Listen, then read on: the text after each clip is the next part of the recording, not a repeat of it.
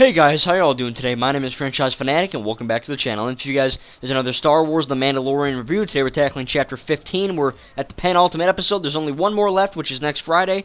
Sorry I'm a bit late, but I had to do that big Disney Plus video when life happened. But instead of seeing me, you're going to be seeing more Star Wars Battlefront 2 gameplay. I wanted to show myself with my Mandalorian shirt, but I didn't have time, so I just said screw it. The gameplay is just as good, so I hope you guys enjoy whatever I'm going to be doing in the background for Battlefront 2. So, this one's going to be a little bit shorter. There's not too much that happens. Really, it's the stuff that happens that makes the episode really good. This is one of the best episodes, I think, in Season 2 so far. Really, the Mandalorian, Din Djarin, Cara Dune, Fennec, Boba Fett, and Mayfeld from Season 1, they basically go to another planet, of course, because they have to get the input codes, essentially to track Moff Gideon's Star Destroyer so that they can find Grogu. And in order to do that, really a lot of neat stuff happens where, of course, spoiler review, where the Mandalorian Din takes off his helmet. It's a really neat element, kind of like there's a line in Revenge of the Sith where Palpatine says to Anakin, good as a point of view, Anakin. Or in The Last Jedi when Finn and DJ are talking, and DJ's basically telling him, look, don't join, don't do anything, just be neutral. Of course we know how that turns out, but, it kind of has that same element where Mayfeld's like, to Mandalorian, he's like, so you won't take off your friggin' helmet, but you'll put on another suit, or you'll do something completely crazy. Just, what is the code? Is it not show your face? Is it not take off the suit? What is it? It's all meaningless anyway. It's no big deal.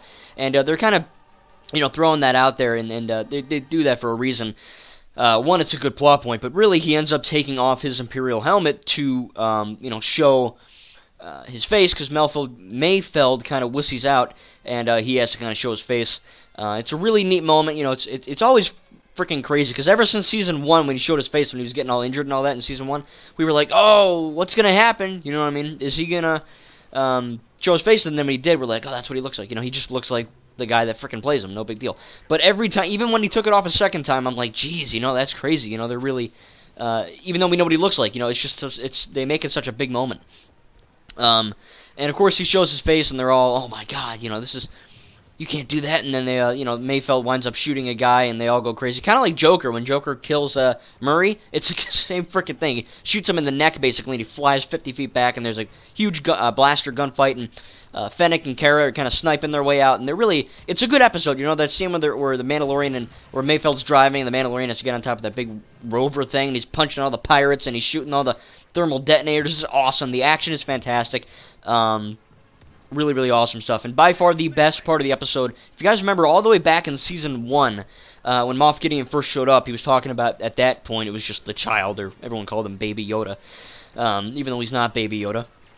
He's Grogu. But, they're all talking, and they're like, oh, hey, Gideon's like, that kid thing, baby thing, means a lot more to me than it does to you. You just don't know it yet. And, it was just this bad guy speech. And then in this one, Mandalorian kind of, hollow calls him in the hollow projector thing, and he says the exact same word for word of what Gideon said in Season 1. And it's, it just, because when Din met Grogu in the beginning, it was just, I gotta take you, and, it's a bounty. And then he slowly started to, attach himself to, kind of like a space dad, I guess, kind of taking care of this kid. It wasn't just anymore, I gotta get paid my credits. It was, I gotta, I care for this little green kid, little baby girl, or little baby Shrek, I care for him. And, it was just really cool to see that, that's his way of, I don't think he'll tell Grogu that he loves him or that he cares for him, but he'll tell other people when it comes down to, you know what I mean? So it's really cool that they kind of did that. Kind of like in The Force Awakens, where Kylo Ren said, I know what I have to do, but I don't know if I have the strength to do it. Then in The Last Jedi, he says, I know what I have to do, kill Snoke. Great freaking scene. And then in The Rise of Skywalker, he says the exact same line in The Force Awakens to, I guess, Ghost Han, or Mental State Han, whatever that was. Great scene. I just don't know how to call that. It's kind of like a callback like that, and it was really cool. And of course the episode ends, and now they have the coordinates, and they're going to go shoot off, and Mayfeld gets scot-free. He kind of goes away. We'll probably see him again, but he kind of scoots away.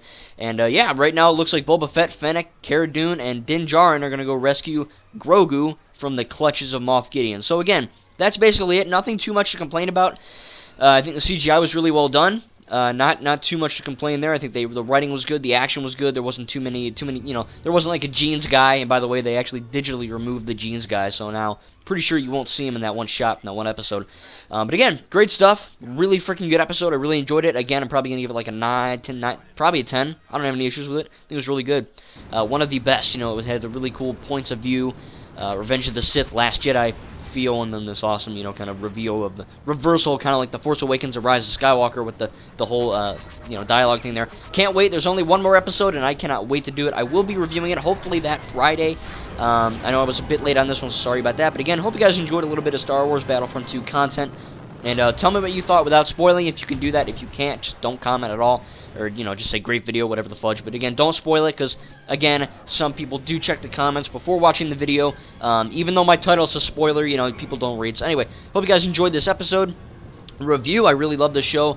And, yeah, can't wait for more. All Star Wars is good. Thank you guys, and we'll see you in the next video.